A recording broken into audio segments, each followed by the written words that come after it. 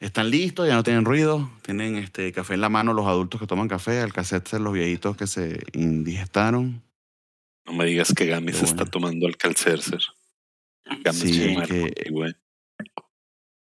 es Yo no tenía que sal de uvas a la mano. le dijeron que no tragara, pero él es goloso. Y dice que no es lo Ujú. mismo. Entonces, bueno, ahí ves.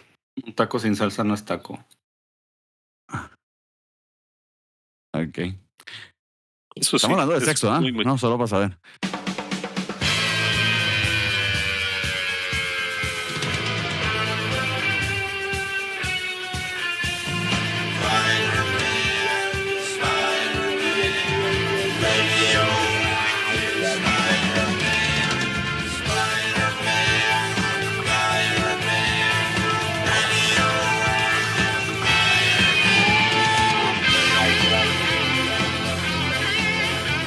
Muy buenos días, tardes, noches, madrugadas, el momento que sea que están escuchándonos, amigos de La Covacha. Bienvenidos a su podcast arácnido de confianza desde el Clarín, en su edición número 81, embebidos en los 90, año 1991 a 1992. Vamos a hablar de Spectacular Spider-Man, y por ello, y porque estamos inaugurando la etapa del señor de Mateis, nos está acompañando Juanjo. ¿Cómo estás, Juanjo? ¿Qué es tu vida? ¿Qué tal? ¿Cómo les va? Muchas gracias por la invitación. Agradecido de estar aquí con ustedes en Desde el Clarín. Qué maravilla. Teníamos, ¿cuánto tiempo sin invitado? Dígame, como 17 años o algo así. Sí, buen día Bernie, Juanjo, amigas, amigos de la Covacha. Desde que te salieron peleas en el Coliseo no teníamos invitados aquí. Pelícanos en la bahía. ¿Cuál fue el último? Lo de... Supongo que Valentín con el, Sí, el Sin Eater. madre, con el Sin Eater, exactamente. El Sin Eater. Exactamente. El devorador. El come pecados. Sí, Devorador cómo de no. pecados. El devorador, uy Dios. Sí, y decidimos traer a Juanjo como invitado porque esta es una etapa especial de Spectacular Spider-Man. Como ya mencionaste, el escritor es J.M. de Matisse, que empieza a tomar el título y es una de las etapas más importantes y mejor escritas del Hombre Araña en los 90s. Yo diría, Incluso, incluso ever, ¿no? Según algunos, bueno, según Juanjo, ¿no? Que por eso es que está aquí. Efectivamente, es una de las sí, mejores etapas que ha tenido el Araña. sí, Ah, de bueno, ahí lo sus ves. mejores escritores que ha tenido. Y por lo mismo se acaba de anunciar hace unas semanas el ómnibus de esta etapa, que mucha gente lo había En pedido, inglés. gracias, sí, en inglés, En inglés. gracias a Gaydar Abdul en especial, que él hizo todo el trabajo para que Marvel por fin lo sacara. No puedo Ah, no creerlo sabía que que hasta esos niveles lleguen las relaciones covachas. Qué no barbaridad. sabía que tenía esa influencia. Debería conseguirnos mejores cosas que Exactamente. un pinche omnibus que tenemos que comprar nosotros, pero bueno, está bien. Wow. Que ya existe en español, de hecho, pero no está en Panini México porque lo estuve buscando. Ujú. Pero Es sí una edición en. especial, es una edición Ajá, especial ajá. española, Bernie, Ah, mira tú. que se Ya lo encuentra ves. muy, muy escasamente en Buscalibre. Si tú lo quieres conseguir, lo puedes conseguir en Buscalibre. Ayer lo estuve Nah. googleando. Sí, Yo- realmente. Y te sale alrededor de, ahorita en oferta, en 1,650 pesos, más o menos. pues la edición en inglés, que creo que va a ser más choncha, Ajá. creo. Aunque tiene exactamente la misma portada, lo cual te hace pensar que efectivamente se inspiraron en la edición española. Está saliendo en preventa en unos $125 más el envío 150. Entonces sí sale bien si es exactamente el mismo número de páginas. Estas son 1200 páginas. Realmente es un ómnibus bien chonchote. Y hay Habría que que ver si. tenerle hay que tenerle su, puedo decir, su, no se me fue la palabra a esta hora de la Su mañana. cariño, su Hay que adaptación. tenerle sus reservas a Panini, puesto que efectivamente no es la recopilación tal cual que hizo Marvel de toda esta etapa. Ellos hicieron alguna recopilación que inicia precisamente con The Child Within y Ujú. no recuerdo con cuál termina, pero no trae todo lo que va a traer la edición de Marvel. Ok. El tema importante aquí es que pues se animaron y lo hicieron primero que ellos, entonces pues tienen su Ujú. punto. Está bien, en el score invisible que a nadie le importa, Panini tienes un punto. Espero que Sí, seas feliz. es bien conocido que Panini España se toma sus libertades y ellos hacen sus publicaciones muy independientes de las otras Paninis en el Bueno, mundo. España con su lobezno y a todo gas siempre se ha tomado libertades, que no sé, a ellos les parecen bien chidas, a mí quizá no tantas, pero al menos en cuanto a publicación, pues sí tienen un público más fiel y con Ujú, bastante mayor poder adquisitivo que el nuestro, sobre todo por el hecho de que pagan en euros. Entonces, Totalmente de acuerdo. qué interesante ver que pues haya repercutido hasta llegar a la edición en inglés, aunque me ponga a pensar que quizá, no sé, en otros países que también sean lectores de cómics en otros idiomas, también esa edición haya sido famosa y no sea necesariamente Panini, sino bueno, que no era para los gringos, pues, en todo caso. ujú. Claro. Sí, La señor. portada que eligieron ambos ómnibus es el icónico Spectacular Spider-Man número 200. Es una Sí, portada señor, vamos a genial buscarlo por de aquí. Sal Buscema. Sí, Ujú, estoy tratando de buscar mis wishlist, porque de hecho sí está por salir, va a salir en octubre, si mal no recuerdo. No está para preventa en Amazon México, pero sí lo está en Amazon Estados Unidos, por si quieren pues Ah, pagar esos con, 13, con 13 razón dólares no de lo he encontrado importación. en Amazon México, fíjate. En Amazon México está para que lo puedas preordenar en Kindle, que no sé por qué En harías eso, Kindle pero nada está. más. Pues, Exactamente. en pasta dura no está disponible, que eso significa que puede ser que saquen una pequeña parte para que lo puedas preordenar. A veces con los ujú, libros, en particular los cómics, puedes hacer eso en Amazon México, pero no para todos.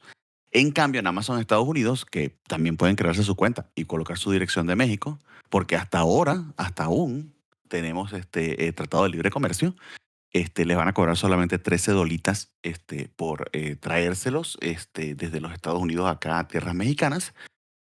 Solamente tiene que poner su RFC y por supuesto que su tarjeta de crédito pueda hacer pagos internacionales. Si así, les llega el 1 de septiembre porque yo ya lo vi, Ah, chulada. pero, pero no me sí, dio miedito porque estamos hablando de $150. Platícanos qué números son los que incluye esta edición de Marvel, Bernie, por ahí debe de venir El en la 178 al descripción. 216, 178 al Oh, 216, y el anual bastantes. 12 al 14. Y si les Correcto. interesa, porque yo sé que ustedes eso les carcome el alma y quieren saberlo, estamos hablando de, a ver, hasta el 216 y con los dos anuales hasta el programa, mira, ni siquiera tiene número, pero probablemente el desde el Clarín 107. ujú. Ah, súper bien. Entonces sí va a rendir. Muy No, bien. pero Bueno, bastante. la otra razón Y por que la se que llevan está aquí una de las Juanjo, por mejores cierto. etapas, ¿eh? Adelante, adelante. Sí, sí, sí, No, sí. no, no. Eso sí, Y que se llevan hasta una de ahora se las mejores ve. etapas de la araña ever. Exactamente, sí, sí, sí. Sí, sí, porque de hecho el Omnibus no es solo de Mateis, es de Mateis con Sal Buscema. Es la combinación de ambos. Exacto. Ujú. Que Sí. creo que es lo que hace esto especial. Y les comentaba que la Que otra la razón por verdad, la que está aquí Juanjo es porque es el único que se levanta a las 7 de la mañana y fíjate, ya está peleando conmigo, así que anda con energía. Ay, no voy a Adelante, hacer. amigo. temprano. La verdad, este número, hola, hola, Ujú. Adelante, adelante. entiendo, perdón. La verdad es que esta dupla de Matthijs y Buscema podríamos considerarla como la última etapa clásica de Spider-Man. ¿Ustedes qué opinan? Bueno, Bernie no sabe porque apenas la va a leer. Y no ha Ujú. leído lo demás, así que no. Bueno, ¿Qué pero yo me opinas, Bernie? spoileo ¿Será la porque última no, etapa de yo me spoileo porque busco información para poder decir un par de cosas acá y no quedar tan imbécil. No tan, igual quedo imbécil, esa es parte del gimmick, pero no tan imbécil.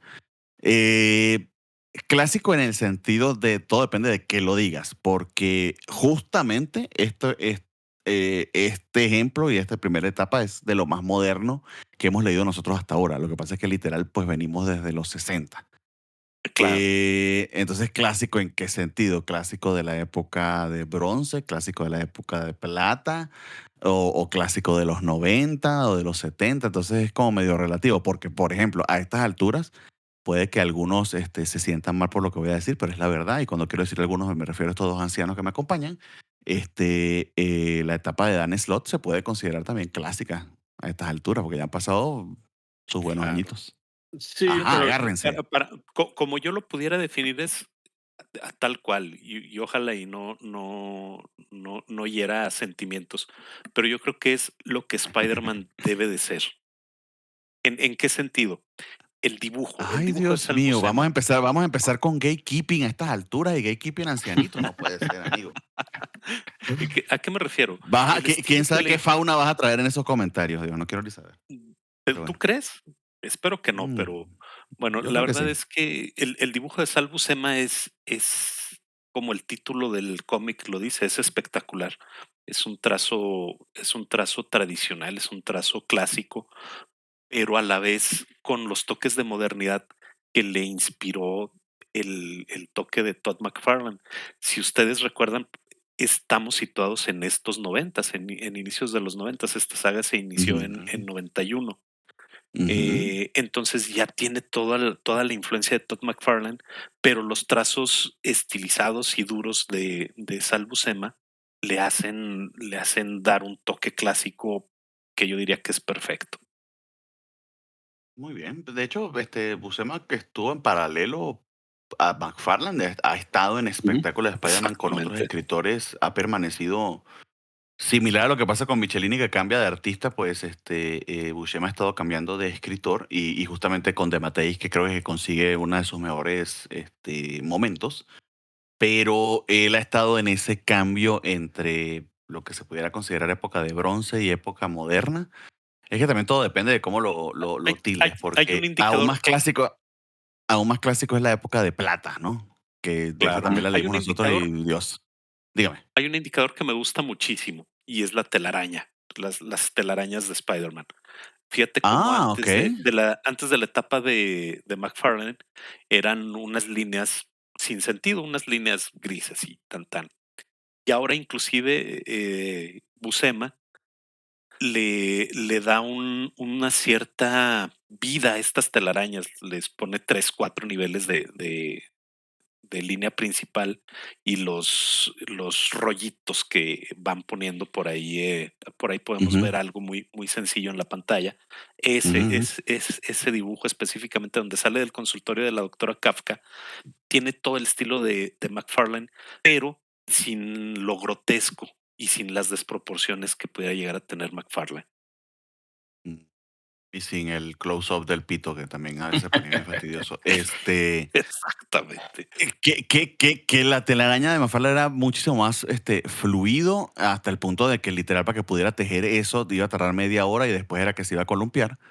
Creo que ujú. Buscema consiguió un compromiso a la mitad que es más como una cuerda fluida. Sí, tienes razón que quizá no veíamos antes que justamente tenía que estar recogiendo la cuerda para quizá irla soltando a medida que se iba columpiando. Y aquí sí lo hace Buscema. Ok, si eso es propio de McFarlane y Buscema se lo copió, pues lo hizo bastante bien porque se siente orgánico, natural y propio de su dibujo y no necesariamente algo que le mandaron a añadir o que no se ve natural. Entonces, Sí, bien Exactamente. bonito. sí, pues ya Adelante, hablamos. dígame, adelante.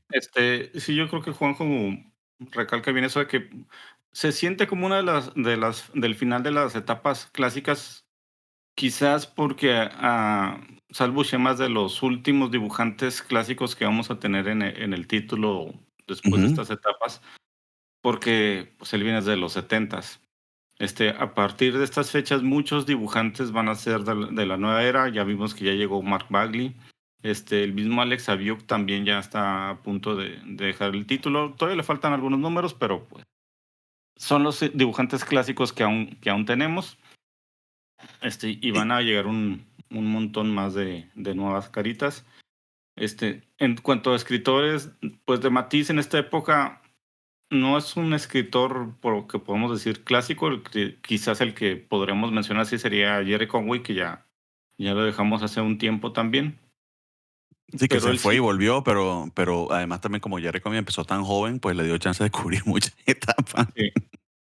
Y de Matisse, pues ha de haber empezado en los 70, algo así, o sea, es Sí. relativamente joven para nuestros estándares.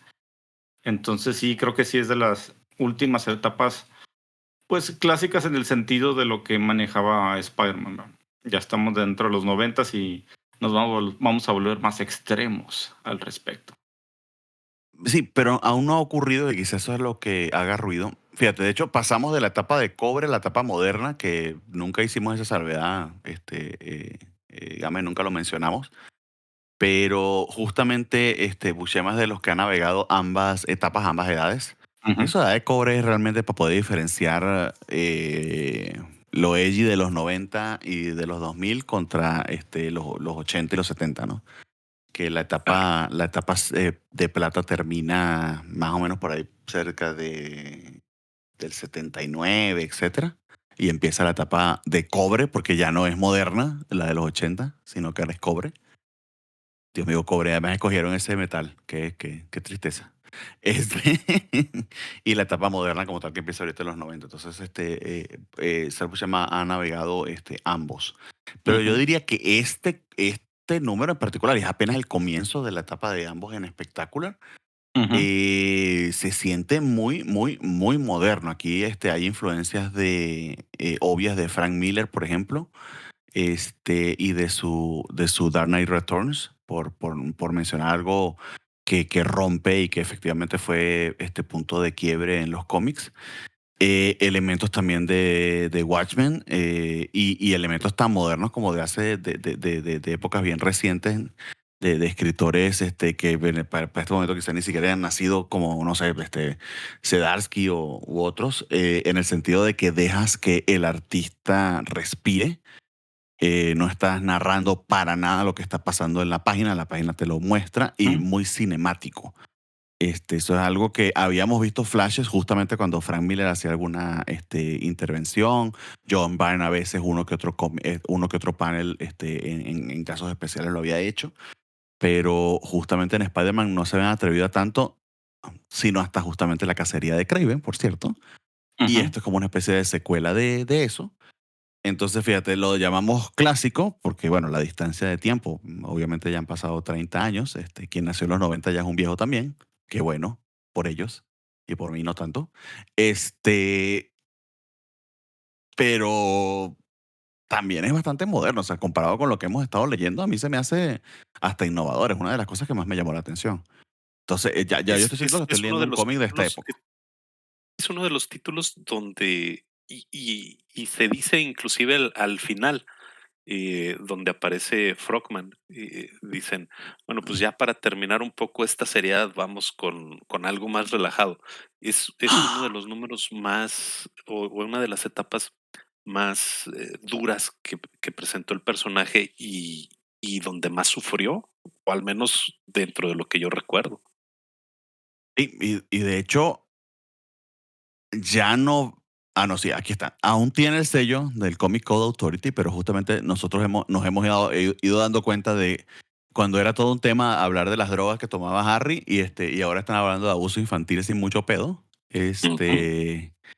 Y con sangre y tripas y demás, y sigue con el mismo sello. O sea que ya ese sello es básicamente para llenar un espacio ahí que Sí, por costumbre lo tienen. ya es decorativo. De hecho, ese lo van a eliminar hasta los 2000 con Joe Quesada. Imagínate Todo. tú. Y quizá el otro aspecto mega clásico de esto, que también puede ser lo que a ustedes en particular les llame la atención, porque va a ser lo que va a quebrar en buena medida hasta la estructura de nuestro programa, porque ni sé cómo le vamos a hacer en ese momento.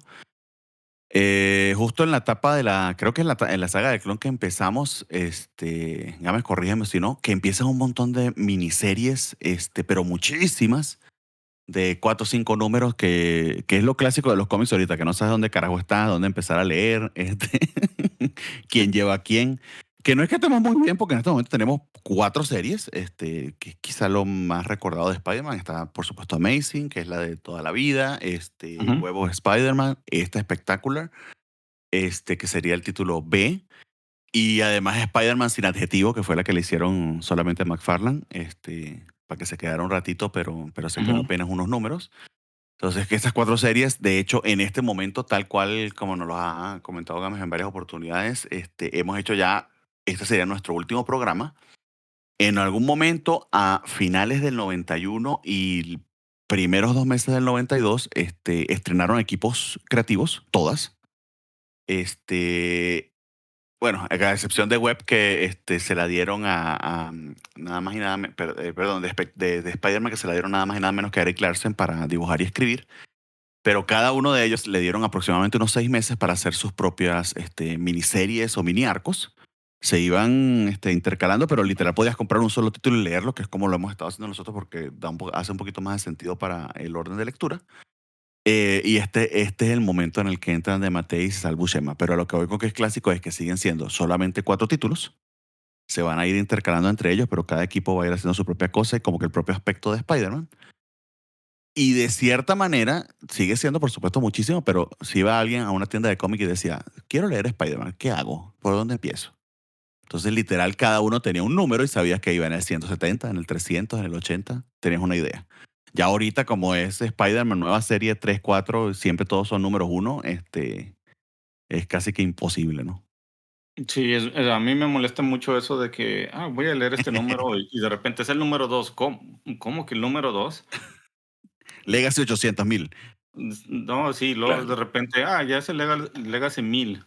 ¿Cómo? ¿Qué? ¿Cómo? Los pues hay como 3 números 2. ¿Y cuál es el número 2 de qué serie? O sea, compras el Sí, sí, uno y sí. el 2 y son series volteadas con equipos creativos diferentes y no, está más confuso que nunca. Fíjate, a mí me pasó eso en la etapa de Thor de Jason Aaron, que de no ser por el checklist que hizo Isaac de la Rocha, no sé cómo lo hubiera terminado de leer, pero ahí pasó de todo. Y eso que no cambiaron de escritor principal. No, eso es solo un gimmick de venta. Es literal, cada 3 meses, para que se venda, tengo que poner el número 1. Espero que efectivamente eso haya funcionado, pero justamente una serie como la de Thor me olvidó el nombre del escritor. Ese Thor Jason en Aaron. particular, de Jason Aaron, premia y está construido para leerse de largo aliento. Son un montón de cosas que pasan allí. Ujú. De hecho, hace poco salió el Omnibus y es una locura porque cuando lee, incluye. Entonces, como tienen que listar cada una de las series, es que no tiene ni sentido. Exacto. Es Sí, y que aquí cada número es una serie.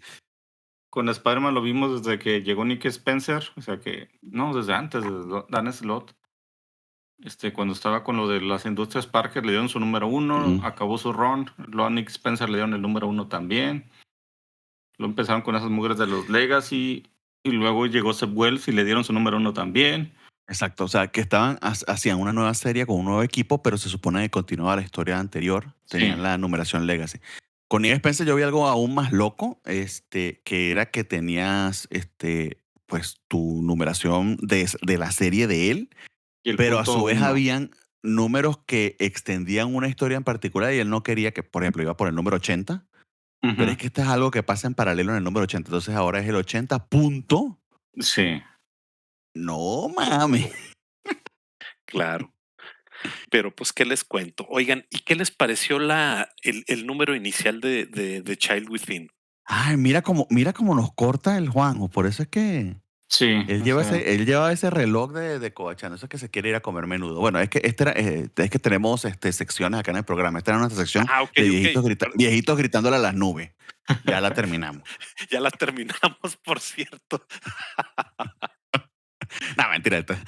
Ponle orden porque si no vamos a estar aquí hasta las 11 de la mañana y nadie va a desayunar. ujú, Primer número, de hecho, primera cosa que tengo que decir, y que me sorprendió muchísimo, esto no está recoloreado aún en Marvel Unlimited, que el recoloreo en Marvel Unlimited y que aparezcan los números allí es una señal de que efectivamente existe una versión reimpresa, mm, probablemente en un ómnibus o al menos en algún TPB, y solamente uno de los números está en Marvel Unlimited, todos los demás no. Eso me sorprendió muchísimo porque se me hace cuando la empiezo a leer, yo digo, no mames, esta es la trama, bueno, chida, si lo hubiesen dejado hacer lo que quería, que Sam Raimi iba a hacer para Spider-Man 3, que es la cosa más clásica de las clásicas de Spider-Man de las generaciones de Green Goblin y cómo se enfrenta a ellos y que va directamente a su origen. A mí se me hizo sorprendente que no esté recopilado. Entonces puedo entender también el hype que hay alrededor de ese ómnibus de Buscema y de Mateis. Y entonces ese contraste entre, eh, porque básicamente los recolorean y que yo sepa nunca le han dado crédito a quienes sean que hacen los colores digitales, pero ese paso de ver a Buscema en esas ediciones recoloreadas y luego en los escáneres es algo que también hemos mencionado mucho. Ujú. Pierde algo de calor y de feeling el dibujo de Buscema cuando está recoloreado digitalmente, porque como que está hecho para esos colores oscuros y de poca variación cromática de las impresiones originales. Y como que se ve mucho mejor el entintado. Para mí es algo así como la diferencia entre escuchar algo remasterizado que se escucha muy chido la música digital y escuchar algo en vinil. Eh, Probablemente a las generaciones nuevas les guste más lo recoloreado porque ves más detalle, pero el Ujú. calorcito, el saborcito de lo viejito, pues se pierde, ¿no? Entonces, ese es el primer contraste que a mí me hizo muchísimo ruido. No sé si ustedes, creo que no, porque creo que no lo leyeron a Marvel Limited, sino que se echaron solamente los escáneres y ahorita es que están viendo esta edición recoloreada que les estoy mostrando yo en pantalla, no sé. Sí, sí se siente más limpio, con colores más vivos, pero no se siente de papel, o sea, se siente para que es preparado para pantallas. Ujú. Efectivamente. Es que exactamente. Y de hecho, ese es el objetivo de ese recoloreo, para que la gente lo pueda leer en pantalla. Sí, Porque, amigos, solo nosotros compramos omnibuses, por si no sabían eso. solo tú compras omnibuses. Este, También. aquí, iniciando el número, tenemos la primera aparición de un personaje secundario que va a ser muy importante en los 90 para Spider-Man, que es la doctora Ashley Kafka. La psicóloga de cabecera de Spider-Man. Es la primera vez que la vemos, creación de JM de Matías y Sal Buscema. Y en esta etapa que es tan confusa y tan rara para Spider-Man, tener un psicólogo por primera vez, alguien que se preocupe por su salud mental, creo que es algo muy importante y le ayudó muchísimo. Lástima que pues ya vimos que, bueno, algunos recordaremos qué le ha pasado últimamente a la doctora,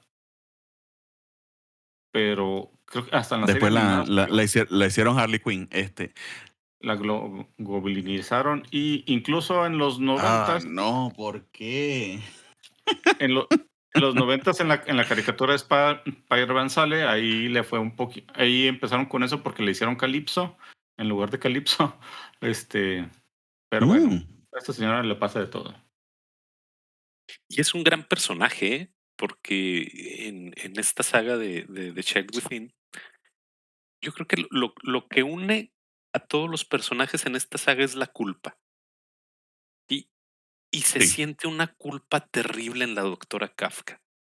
Culpa terrible de no poder ser lo suficientemente buena para haber rescatado a tiempo a Vermin de toda esta situación en Ujú, donde tiene la fuga y hace una carnicería ahí con los guardias de seguridad del hospital. ujú. Sí, porque es Sí, un caso bien difícil y bien extremo, de un tipo mutado con superpoderes, que literal se convierte en una criatura, pero que algo que lo que ella descubre y que la hace particularmente genial, al menos como psicólogo, es que la transformación es física, pero al mismo tiempo psicológica, y que de hecho el exacto. problema psicológico es lo que hace que permanezca en ese estado. Yo creo que es un personaje necesario porque sino el momboyombo científico psicológico que en lo que se basa de Matei para armar su trama, porque al final, por cierto, The Child Within no es de peleas, al menos no entre los superhéroes y supervillanos, que sí se pelean mucho, eso Ujú. suena medio ridículo decirlo, pero fundamentalmente son peleas internas. Cada uno de estos tres personajes está bien jodido, necesitan de una psiquiatra y creo que esta pobre señora es como que mucho con demasiado para ella. Necesitan como 3 psiquiatras cada uno y le pusieron fue uno para los tres. Este, y entonces, justamente para hablar de cómo respondo al trauma, de por qué tienen estos problemas que terminan en brotes psicóticos los tres. Por cierto, esos tres son Spider-Man, obviamente, Harry Osborn y Vermin. Pero la necesitas a ella para poder darle algo de sentido, pero llega un punto en que se hace absurdo de verdad, señora, es una santa. Porque hace que Sí. trabajito más culero. Es que, mira, ella es la encargada del Instituto Ravencroft, que creo que también es la primera vez que se va a mencionar, o es de las primeras veces que se va a mencionar. El Instituto Ravencroft es el Arkham de Spider-Man. O sea, es el lugar Ya. de loquitos del universo Marvel. Y siendo la directora, ella sí ha logrado curar uno que otro villano, a diferencia de los Arkham que nunca han curado a nadie y solo empeoran la situación. Y otro punto importante es Vermin, o sea, desde que lo vimos en la última casilla de Kraven, es esto que me gusta mucho de Marvel, o sea, un villano puede nacer en un sitio. Vermin nació como villano del Capitán América, porque lo creó el Barón Zemo. El Barón Zemo. Pero desde ese momento, desde la última casilla de Kraven hasta entonces, se ha vuelto villano de Spider-Man, o sea, ya es muy... Creo que ya no lo ves con el Capitán América y todas sus historias fundamentales son acá con el Hombre Araña. Así que Spider-Man le roban villanos y también él se roba algunos, ¿cómo no? Y creo que lo genial de la presencia de Vermin acá es que en un principio te medio estorba, porque, bueno, al menos para mí, fan de Spider-Man desde que lo empecé a leer en el sentido de que me estoy compenetrando con las historias, esto no lo había leído antes, entonces me emociona saber cómo era que pasaba esto en los cómics de Harry volviendo a ser el Green Goblin. Que por cierto, esto de que Harry se acordara de todo lo que se supone que se tenía que acordar, que él literal sabe que Peter Parker es Spider-Man y lo que pasó con su papá, etcétera. Estamos esperando que creo que desde el 85, o sea, por supuesto nuestros tiempos son menos, pero han pasado sus buenos 7 u 8 años, si mal no recuerdo yo. O sea, para un lector de Spider-Man que lo haya acompañado desde ese momento hasta ahora es algo que tienes pendiente, ¿ok? ¿Cuándo es que este tipo, porque siempre está en el background Sí. de Peter lo dejó tranquilo porque, bueno, en fin, su amigo está traumado por la belleza de papá que tenía, entonces, pendiente de, bueno, de que no le dé la chiripiol, que no se vaya a acordar, y es como que eso, y lo que yo quiero es ver a Harry y a Peter, o sea, no me interesa este Berwin del carajo. Pero es que está allí justamente porque es el eslabón o el punto de quiebre entre los dos. Como que son ambas locuras, la de Peter, que también tiene problemas, y la de Harry Osborn, en un solo personaje. Y eso es lo que Ujú. DeMatteis hace, y además que es peligroso y complicado de hacer, y lo hace muy bien, que es tejer las tres historias, tanto en paso de historia como temáticamente. Hay una razón Ujú. por la que está Vermin allí, no es por pura que se ve chido y se ve cool por los 90, porque son los 90, ¿no? Se va envolviendo en una historia cada vez más intensa, cada vez más oscura. Esta página que acabas de pasar, Bernie, Ujú. yo creo que de la que más me llamó la atención. La siguiente, donde aparece Yo pensaba que Harry. pensaba que eran las chichis de Mary Jane, porque también llama mucho la atención. Oye, es que qué bien dibujaba de Matthijs. Pero en fin, Sí. no, Salvo me Shema. refiero, perdón, tienes razón, salvo Sema. Pero De Matei dibujado en tu al mente con su prosa. Yo sé que esto es lo que quieres decir. es poesía, Exacto. literal, es poesía lo de Matthijs. No, donde la secuencia donde inicia Harry viendo televisión con su hijo y Ya. que vemos que está, pues, muy a gusto él viendo una película ahí con su pequeño, Sí. platicándole de lo bueno que era su abuelo, donde no supera aún precisamente el trauma del papá que tuvo, como bien lo dices, Bernie. Y vemos cómo empieza a dibujarse la locura en cada uno de los personajes y a su manera, ¿sí? Eh, Ujú. aparecen los pensamientos intrusivos en la mente de Harry, donde le dice, oye, pues ves tú lo que te estás deshaciendo en hablarle bien a tu hijo y en tratarlo bien, y mira, él ni caso te hace. Hazlo que te haga caso, fórzalo a que te haga caso. Y es donde empieza la locura de Harry.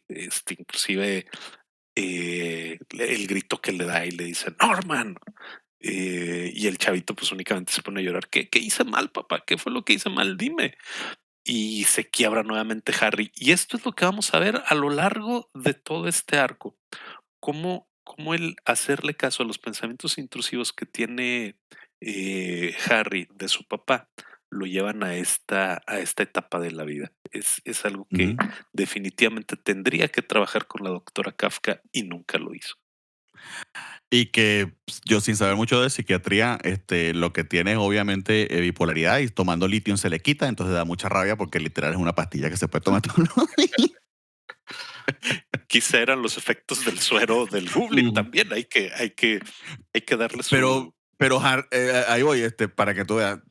Harry, que yo sepa, no lo ha consumido aún, creo, ¿no? Que yo recuerde. Sí, no ha tomado el suero del duende todavía. Imagínate, esto es sin el suero del duende y es nada más el trauma pues del papá que tiene, que obviamente también sufría de una bipolaridad bien jodida o inclusive personalidad múltiple, que derivó en personalidad múltiple, porque también es de saber, claro, esto lo rescatan mucho más adelante, porque tú a veces piensas que es respuesta del trauma de Harry que dice, no, mi papá sí me amaba y sí me quería, pero es que literalmente Norman, luego lo aprendes más adelante, yo que leí algunos de los cómics más modernos, sí, efectivamente sí, también era bipolar y tenía personalidad múltiple. Básicamente le heredó el trauma al hijo o se lo heredó por completo, no sé, si por los genes o por la influencia, ¿no? No, fue por la influencia, o sea, Ujú. Norman trató de ser el mejor padre que pudo para Harry después de que murió su esposa, pero era un hombre de negocios que tenía que ser muy visceral en sus decisiones, entonces se llevó al pequeño Harry de calle. Y como quedó Harry Y, ahorita con el asunto y tenía del y tenía una enfermedad mental, en otra parte, eso hay que decirlo. sí, Lo que pasa es que en esa época no lo decían, pero sí. ajá. Tenía que tomar litio, pues. Y Harry, pues, quedó entre eso y su pequeño avance con las drogas y así. Entonces sí quedó muy tocadiscos, sí. Y los hormones Muy se pasan eso tocadisco, me gusta esa. entre familia, porque el pequeño Normie, pues, también le va a ir muy mal en el futuro. Nota aparte, Exactamente. por cierto, que el pequeño Normie, al menos acá, para diferenciarlo en cierta medida, mismo color de cabello de Harry, de Norman, pero no tiene el clásico Pelly El Osborne que ya hemos Osborn. dicho. Ujú. Mm. Pareciera que no heredó el pelo rizado de su abuelo y de su papá, sino este pelo lacio de su mamá. Por el momento. Por el momento, pequeño detalle que de esa manera es que los diferencias, que son todos elementos gráficos de Buscema. Por cierto, que hay que decirlo, lo que pasa es que la gente no lo está viendo porque esto es solamente por audio. Tenemos un Buscema muy minimalista en algunos casos, solamente se ven los elementos que le interesa para plantear la escena. Esto que mencionaba de el fantasma de Harry Osborn hablándole perdón, el fantasma de Norman hablándole a Harry mientras está viendo televisión con su hijo. Entonces, literal es la televisión, el niño, el sofá y ellos dos, más nada. Ujú. Todo ennegrecido, a pesar de que antes tenías, pues era pleno día y todos los detalles de la sala. Eso de que se pierdan los detalles alrededor es porque está ocurriendo en la mente de Harry y es un elemento puramente gráfico. Sí. Es ahí donde Buscema le pone el extra, que los hace, bueno, a él y a Debatir es una dupla tan interesante. Que por cierto también hay que mencionar al letrerista más adelante porque hay elementos muy modernos de lo que hacen ya no con los cuadros de pensamiento porque eso se perdió en la época de plata, pero sí con estos cuadros de narración, ¿no? Vale la Ujú. pena decirlo. Adivina cómo Pero se bueno, apellida el letrerista. Gámez. Parker. Parker. Ah, Parker. Ah, mira tú. Bueno, pero sí, tenemos esta trama que gira en torno a Vermin porque se escapó del Instituto Ravencroft. Bueno, no lo mencionan como Instituto Ravencroft todavía, se le escapó a la doctora Kafka. Ujú, Ella le pide a Spider-Man que lo ayude. Dice, ¿pero por qué? Pues Vermin es un monstruo, hay que detenerlo, no hay que ayudarlo. Y la doctora, no, es que mira, y le empieza a hablar sobre los avances que tiene, ¿verdad? Eso va a ser un punto interesante porque pone a pensar a Peter sobre si Vermin es una persona, es un monstruo o qué, ujú. y sale a buscarlo por eso. Y al final tenemos este panel donde pues no lo encontró, detuvo algunos delincuentes y así, y cuando va a refugiarse con Mary Jane para sacar todo esa energía además que aún le quedaba, tenemos este panel muy chido de Sal Buscema donde tenemos a Peter pensando en él, pero con Mary Jane abrazados mientras ella está dormida. Peter está muy acongojado pensando en Vermin y por el otro lado tenemos prácticamente la misma escena, pero mientras con Peter vemos cómo se acerca hacia Peter, con Harry tenemos eso, pero lo tenemos en close-up y se va alejando con Harry abrazado a Liz, pero Harry obviamente pensando en la situación con las voces en su mente de su papá. Y esto es lo que es plenamente moderno, al menos de comparación con las etapas anteriores que hemos estado leyendo de los 60, 70 y 80. Acá no hay un solo diálogo, no hay un solo burbuja de pensamiento. Es solamente el artista trabajando con el encuadre, el tamaño de los paneles y su dibujo. Ciertamente muy probablemente esté guionizado, pero esto es lo que lo hace muy, muy cinematográfico. Aquí hay un montón de cosas Totalmente, a leer que te está diciendo sin decírtelo expresamente, ¿no? Adelante, Juan. totalmente, totalmente. Inclusive, yo creo que lo que Gámez comenta en el rostro de Peter como que se siente acongojado es una sensación de enojo, de culpa, de saber que él está muy a gusto en su cama mientras Vermin está afuera. Y hay que recordar este punto específico, la culpa. La culpa es la que guía a los tres personajes en este, en este arco. Exacto, y es la culpa como respuesta al trauma, porque es lo que nos enseña la doctora Kafka, que las personas que han sido víctimas o los humanos hacemos esa mala relación o mecanismo de compensación en el que si nos sentimos culpables o causantes de ese trauma que nos sucedió, podemos controlarlo y tener algo de poder, porque justamente lo que más lastima es que no pudiste hacer nada al respecto.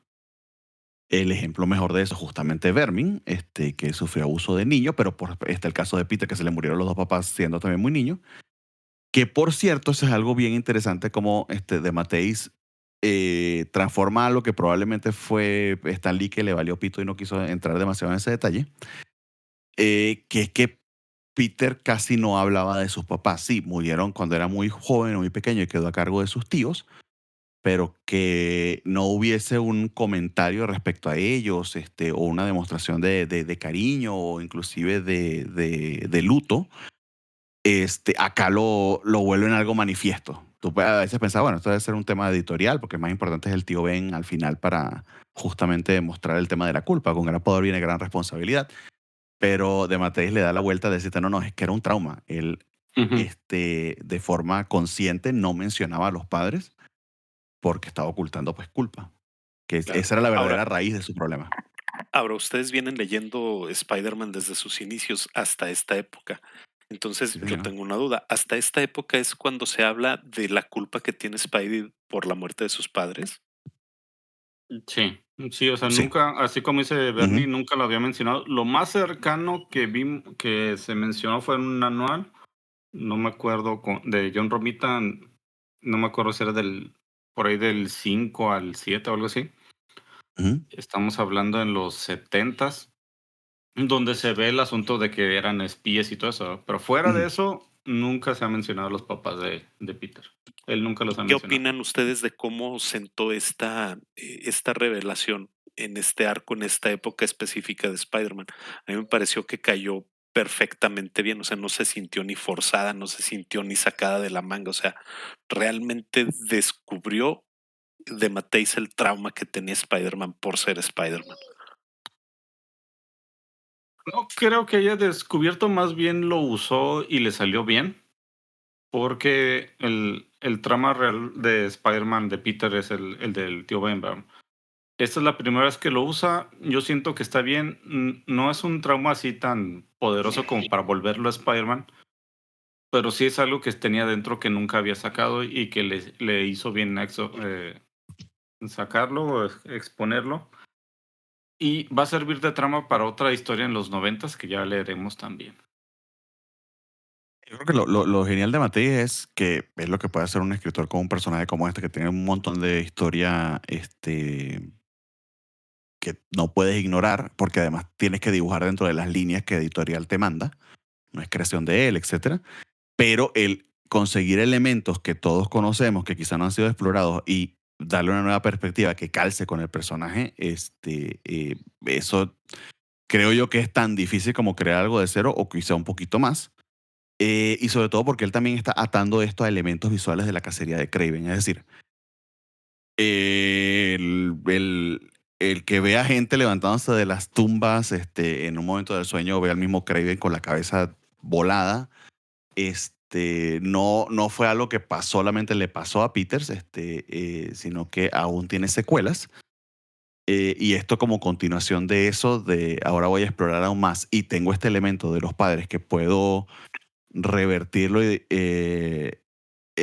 ahondar incluso más. De hecho, literal lo hace porque, a ver, para hablarles un poquito de la trama, porque hemos hablado mucho de lo que pensamos y de los elementos, pero no de la trama como tal. Berwin anda todo loquito, se le escapó a la doctora Kafka, Harry ya también está teniendo pensamientos psicóticos directamente relacionados con su padre y debido a eso secuestra a Peter y básicamente lo droga con estos gases alucinógenos del Green Goblin y le hace ahondar en su culpabilidad porque dice que quiere que sienta su dolor. Y llega un punto, que es el que todos conocemos, que es el trauma de la muerte del tío Ben. Hablan, por supuesto, de Gwen Stacy, hablan, por supuesto, de Ned Leeds, que en ese momento ya sabíamos lo que le había pasado y lo culpable se sentía Peter respecto a eso. Luego van supuestamente al tío Ben y ese es el gran trauma que todos conocemos. Y Harry hace la pregunta, no, lo tuyo es peor, es más profundo, ¿qué es?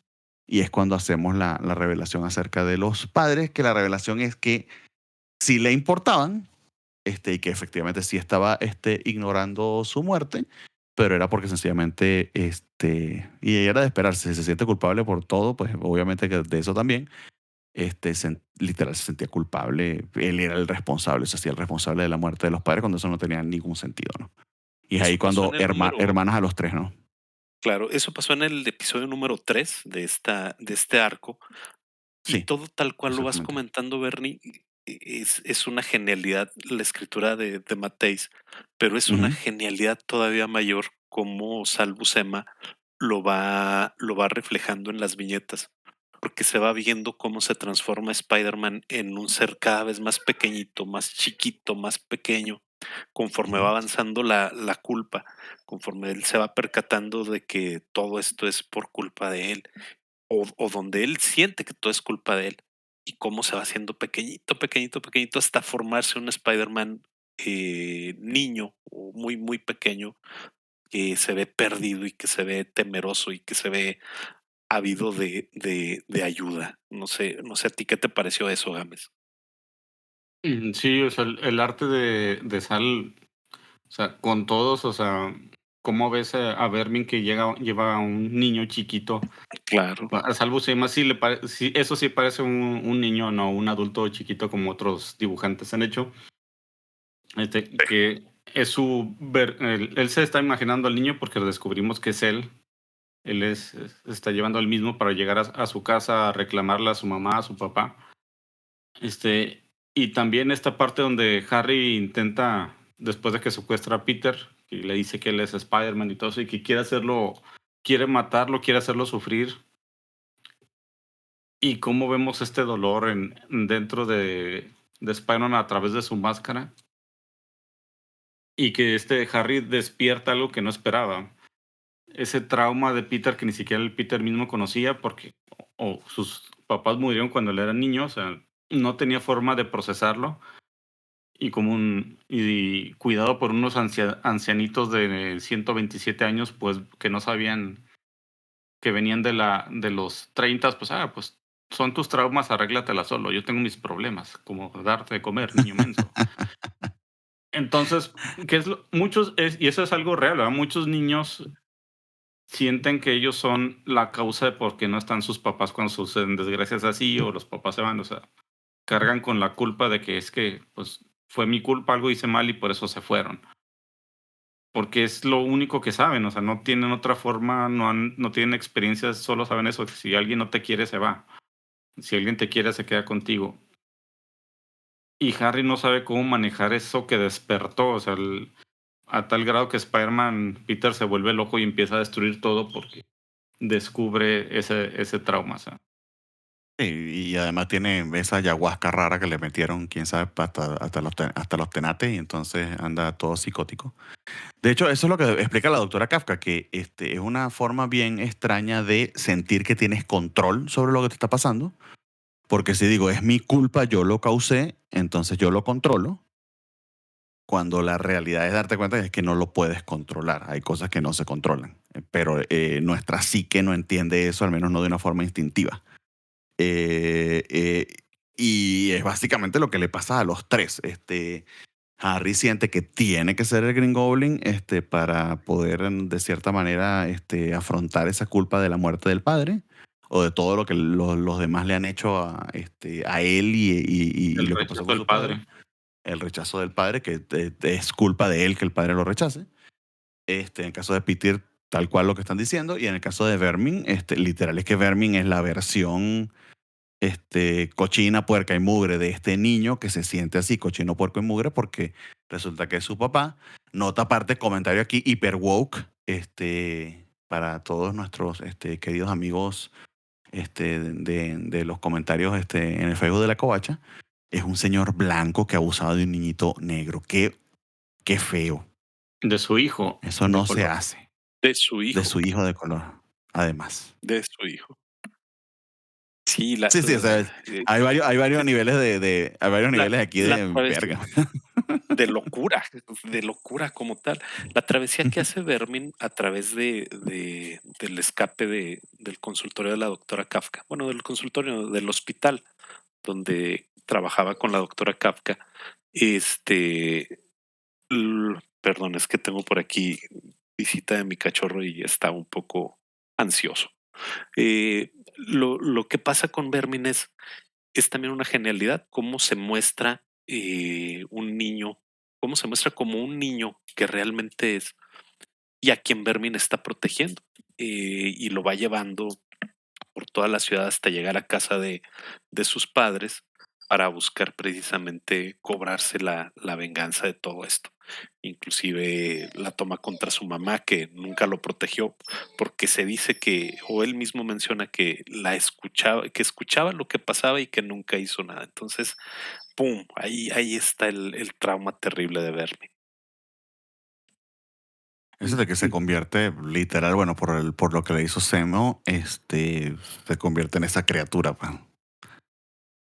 Sí, sí, que Vermin es la versión fuerte y poderosa que tiene el niño que se llama Edward, o sea, el hombre más bien que se llama Edward, para afrontar las cosas. ¿Verdad? Mientras sea Vermin no me pueden hacer daño. Mientras, si soy Edward, voy a recordar, voy a ser una persona débil, voy a ser alguien que fue Ujú. abusado y así. Entonces, eso es, y como menciona aquí, ese trauma fue lo que le ayudó al Barón Zemo a convertirlo tan fácilmente. O sea, porque es un experimento que replicaron, intentaron replicar, pero con este Edward funcionó perfectamente por eso, porque tenía ese trauma que le ayudaba a la transformación. Que habría que ver, que yo no estoy seguro, no lo investigué, de si efectivamente esto que narra Edward Vermin pasó en las páginas de Capitán América o si es algo que está contando en este momento Buscema. Perdón, de Matei y Buscema. Entonces, Es, pero es, cualquiera de las dos funciona para el lector de Spider-Man, se te hace igual genial, ¿no? sí, yo creo que no debe haber pasado tal cual, porque era una época donde eran cómics un poquito más sencillos, pero igual como con el trauma de Peter con sus papás, o sea, de Matisse agarra lo que hay y lo moldea como Exactamente, le quiere. da la vuelta. Ujú. Sí, de una forma muy, muy padre. Y, y tenemos este punto donde Vermin pues quiere matar a su padre, sabe que, pero no puede, o sea, el mismo Edward niño amaba a su padre, o sea, no puede dejar que su versión protectora, que es Vermin, lo mate porque pues, no es lo que quiere. ¿verdad? A final de cuentas, él lo que busca es pues estar en paz. con su pasado también. Que era digamos, la forma en que lo medio controlaba, porque cuando esto le pasa, ya era un adulto que con estudios y demás, era que había encerrado ese trauma secreto de familia oscuro y terrible, y que ahora pues sale a la luz. El peor castigo es el Entonces, del padre mismo de Vermin, ¿no? Donde se da cuenta del daño que le hizo y cómo terminó su hijo. No sé si vieron por ahí Sí. la viñeta en sí. donde se Pero no sé si es nota, del, se no sé si es nota. del Aftermath o del último número. Sí, que está viendo películas caseras, Cómo y, era feliz con su y hijo. exactamente, no, es que ese es el tema. Lo del abuso era algo bien shushu y bien escondido, que tan escondido era que probablemente el Edward nunca había confrontado a los padres al respecto. Se acumulaba y se hizo este monstruo literal monstruo que se hizo en su interior Ujú. y que luego pues se apoderó de su vida. O sea, la metáfora ahí es bien directa. No, Sí, totalmente. sí, y luego Y, tenemos y- sí, adelante, adelante. que regresamos al enfrentamiento entre Peter y Harry y se van después de que dejan a Vermin ya medio controlado. Y Peter se cansa, ¿verdad? No, es que el Harry dice, no, es que uno de los dos tiene que morir. Y el Peter, pues que yo no te puedo matar, eres mi mejor amigo, pues si quieres, Sí, adelante. claro.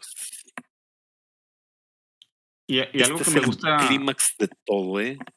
sí, algo Ujú, que me gusta de Sal Buscema es que dibuja de tal forma y te da esa sensación de movimiento aunque estás viendo páginas estáticas.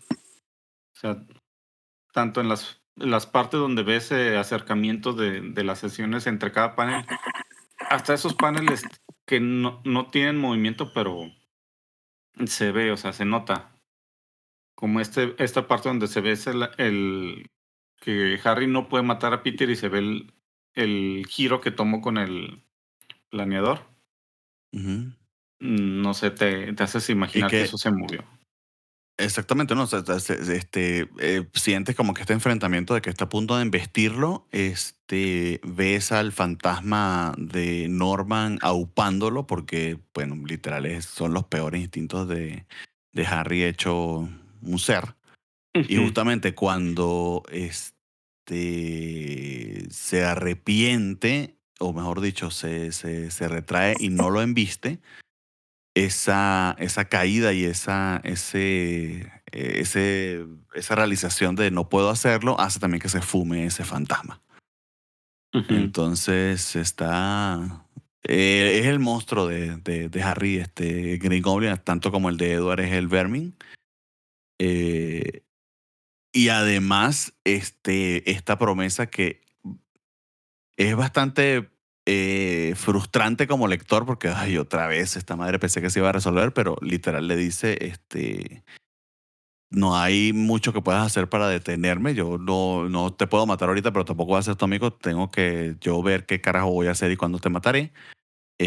Y además ten en cuenta que yo ya sé, estoy plenamente consciente de que tú eres Spider-Man, de que Peter Parker es Spider-Man. ujú. Y lo Y peor es yo que creo además, que por si no lo recuerdan, es su casero. Vive debajo de él. aparte, oye, e independientemente de eso, la promesa final que le hace de que volveré y ya no va a ser para jugar nada más. O sea, es este terror que le siembra a Peter después de este enfrentamiento, yo creo que es lo que cierra el arco de una manera espectacular, que si bien como dices tú, Bernie, ay no, otra vez, al contrario, o sea, te engancha todavía más a Exacto. esta narrativa. Sí, pero uno se harta porque te enganchan a lo mismo, pero bueno. Por algo estamos haciendo un puto programa de Spider-Man, amigos, porque estamos enganchados. Este, Sí, y la parte donde Harry como Green Goblin se va a despedir de Normie, o sea, que realmente Harry, su ancla es su hijo. Este, es sí, eso que y no repetir los errores del padre y dándose cuenta de que en cierta medida lo está haciendo, eso lo tiene Y plop, todo le está mal. pasando igual. sí, pero Mm, eso de los errores, o sea, lo entiende porque está el hijo, o sea, porque él no quiere que ujú. Normie sea como viva lo que él vivió. Este, yo creo que si no estuviera Normie, el Green Goblin estaría desatado como nunca. Sí, y de hecho tenemos luego el Aftermath que técnicamente no es no es parte de la miniserie directamente porque literal se termina parte 6 de 6 en el último número.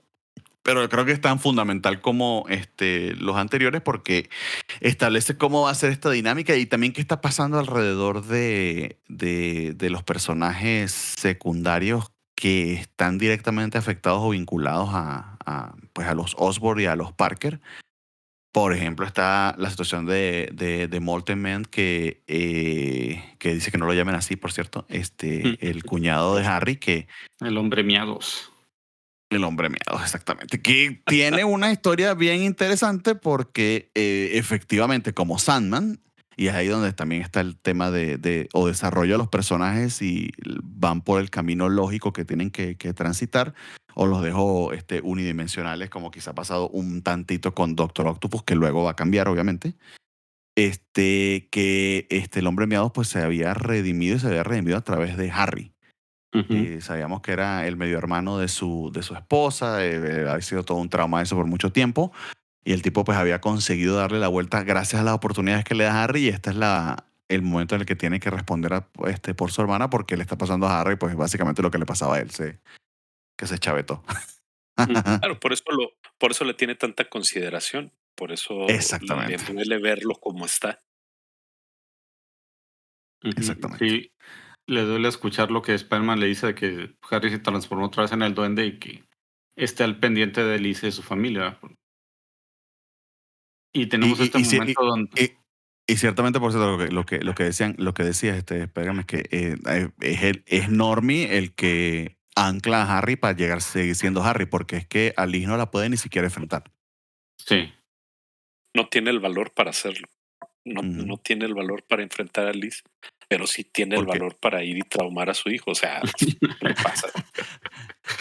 porque eres muy acomodaticio. Como el niño no te juzga, porque lo que dicen, mi papá anda con un disfraz y todo loco, ¿qué le pasa? Ujú. En cambio, Lizzie sabe todo lo que está detrás de eso y la locura del abuelito, ¿no? Entonces, Sí. Sí. también es muy acomodaticio, pero bueno, en fin, Claro. está loquito, amigos. Tiene que ir a tomar litio. Oye, pero regresa a los paneles donde está visitando a Normie. Ajá. Este drama que le Buscema a los rostros, yo creo que ni telenovela mexicana lo puede lograr, ¿eh? Ve los rostros de Harry. Son unos rostros de dolor puro, donde está llorando con su hijo, donde se pone la máscara y, y se decide retirar. Pero luego la siguiente página ve el grito del alma de la esposa de Harry. O sea, no puedes creer el nivel de drama que le imprime aquí Sal Buscema. Y cerramos con el rostro del niño traumado. O sea, uff, una genialidad. El niñito que, por cierto, es niñito, no es un enanito, tal como dice Spider-Man, la cara de los ojos desorbitados y de me jodieron la vida, Y aún no lo literal es sé. eso. No lo sé, pero sí lo sé. Ajá. Sí. Verdaderamente. Ahora, eso es en los rostros humanos. Me encanta también cómo le imprimen las expresiones en el disfraz del Goblin Sí. a Harry. No, y que lo viste también cuando estaba lo que nos narrabas del sueño psicótico de Spider-Man, que se va haciendo cada vez más pequeño, cuando empiezan las Ujú. tumbas, también juega con las expresiones. Es una exageración, es algo que no sucedería en la vida real, porque las máscaras se supone que no se mueven así. Sí, pero funciona como lenguaje gráfico y para lo que estás narrando.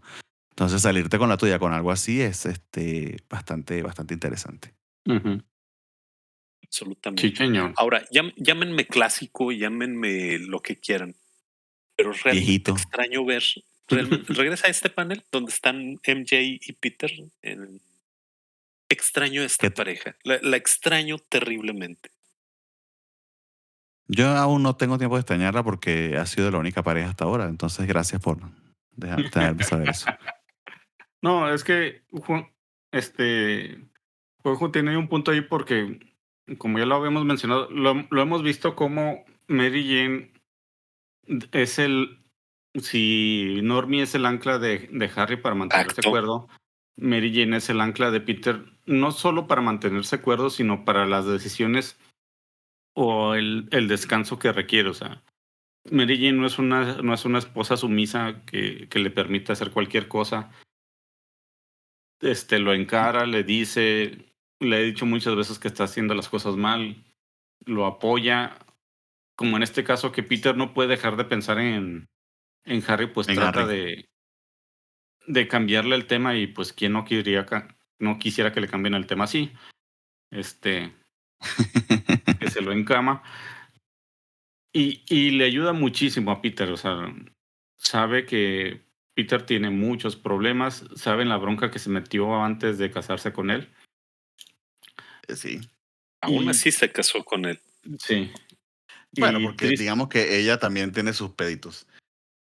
Sí, pero pues de perder ella sí busca enfrentarlos de vez en cuando, ¿verdad? Sí, como Sí, exacto, como la gente madura. Ella sí va a terapia, pues, o sea. sí, que es algo que le falta mucho a Peter, que nunca se da el tiempo para ir a terapia, porque no, ¿para qué ir a terapia si puedo ir a pegarle a Electro ahorita a las 10 de la noche?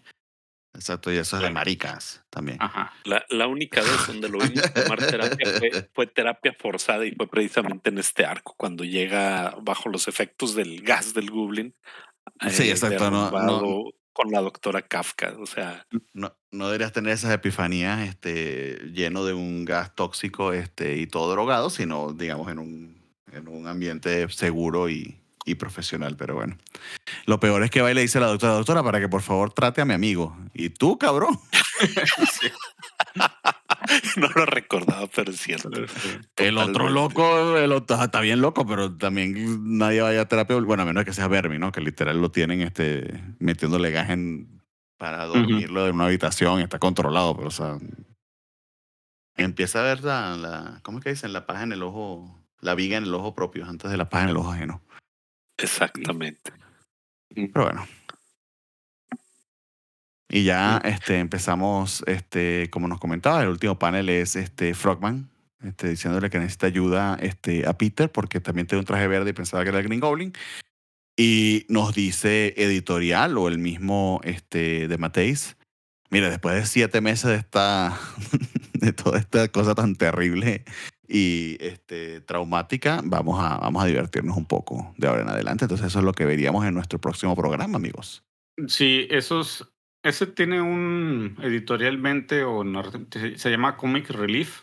O sea, después de un Ok. arco pesado así como generalmente meten una historia, pues no inconexa, sino que no tienen mucho que ver para aligerar la carga de emociones que has vivido y meten algo más ligero. Exactamente.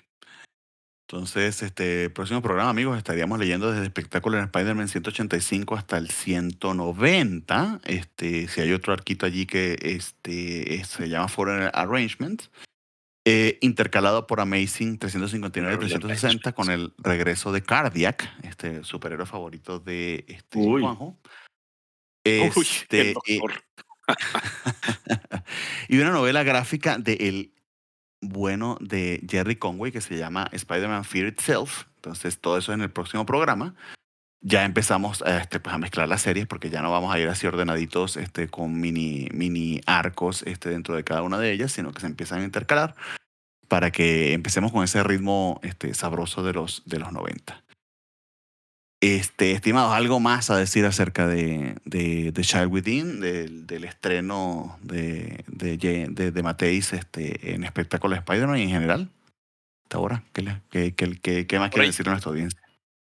por ahí Isaac de la Rocha nos preguntaba o me preguntaba si realmente era buena la etapa de Matthäus en Spider-Man, de Matthäus y Buscema en Spider-Man. Yo Ujú. le comentaba, mira, pues la verdad es que lo leí cuando era un adolescente, tendría 16, 17 años cuando lo leí. Dije, y lo recuerdo con, con mucho, con mucho cariño. Pero ahora que vi la relectura, wow, es algo que simple y sencillamente no puedes dejar de pasar. Es uno de los clásicos ahora y que tienes que leer sí o sí. Es como lo platicábamos hace un momento, es poesía en movimiento, este guión de Matthijs con los trazos de Buscema. Sí, tal cual, y que de hecho es bien fundamental para la historia del personaje. De nuevo, creo que está un poquito subvalorada esta historia. Creo que se para al lado, y me atrevería a decir algo para meterle un poquito de controversia, un poquito más relevante y mejor que la última cacería de Kraven, creo yo. Probablemente porque la última cacería de Kraven como que la leí medio obligado, y además ya sabiendo qué pasaba, esta me dio la oportunidad de que me sorprendiera por lo, entre comillas, desconocida que es. Y es uno de los inicios más fuertes, y me atrevería a decir es lo mejor que hemos leído de Spider-Man en este programa. Creo yo que, no sé, corrígame, a ver qué piensas tú, pero creo que en los últimos 50 o 60 programas. No, sí, es que la realidad es que es una pareja hecha en el cielo, estos dos, Sal Buscema y J.M. de Matthijs, se compenetran de tal forma, o sea, la historia de Matthijs no cualquier dibujante te la podría hacer. O sea, este tipo de historias, yo creo que con Mark Bagley no hubiera funcionado igual. Tiene que ser un personaje que combine lo clásico con lo moderno, un dibujante que se pase rostro. Sí, que se pase rostro. O sea, Mark Bagley lo batalló muchísimo. Todd McFarlane no hubiera sido mucho más grotesca, no te hubiera dejado disfrutar el guión. Mi gusto culposo, Eric Larsen, imagínate. No, Eric Larsen nomás le estarías viendo las pompis redondas a Spider-Man, o sea, no. Es una pareja que lleva una etapa de Spider-Man muy, muy, muy particular. Por eso es tan importante. Porque se compenetran perfectamente. O sea, y sí, o sea, creo que lo más parecido y ni siquiera, o sea, lo que hizo Jerry Conway con el mismo Sal Buscema o Alexa Buchen, espectáculo de web, pero no se acerca a tal grado. Más moderno en este caso, y con más valor como historia por sí sola. Quizá lo Jerry Conway es porque es fundacional para el personaje, pero sí, o sea, de hecho, si alguien nunca ha leído Spider-Man, pero tiene una idea en general de cómo funciona el personaje, esto es un muy buen arco para darles a leer. Entonces, nada, para que lo tengan ahí en cuenta. Bueno, amigos, entonces con eso nos despedimos. Muchísimas gracias a don Juanjo que pospuso la copia del menudo del domingo un par de horas. Espero que vaya a desayunar rico al terminar esto. Y nos vemos la semana que viene. Te seguimos acá con Spider-Man. De hecho, de Matthijs va a ser el que nos va a ayudar a sobrellevar esto, porque estoy leyendo lo que se viene, amigos, y es Carnage, Infinity War, Saga del Clon. Dios mío. Esto va a estar interesante. Llegaron los extremos 90s. Exacto. Totalmente. Pues muchas gracias por la invitación, muchachos. Muy, muy agradecido, muy disfrutable este podcast. Y qué bien, mejor con esta etapa de Spidey con de Matthijs y Buscema. Exactamente. Muy bien, cuídense un montón, amigos. Y nos despedimos. A decirle a Craig que deje de grabar, si es que me